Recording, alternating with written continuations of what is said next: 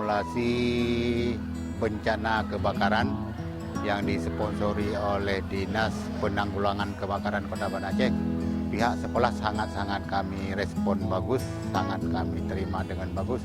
Karena kejadian ini seperti yang disampaikan tadi oleh Bapak Kadis Penanggulangan Kebakaran Kota Banda Aceh, ada api buatan, ada api yang setelah dibuat jadi-jadian. Artinya dengan terjadi simulasi pada hari ini, kalaulah ada kejadian-kejadian yang tidak kita inginkan, bisa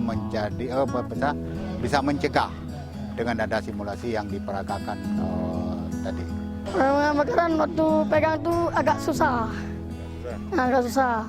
Waktu ada api itu pikir kebakar, takut enggak.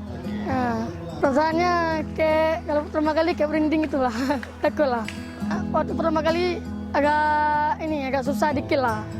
Karena pertama kali waktu kadang kayak waktu kedua nggak ada susah lagi.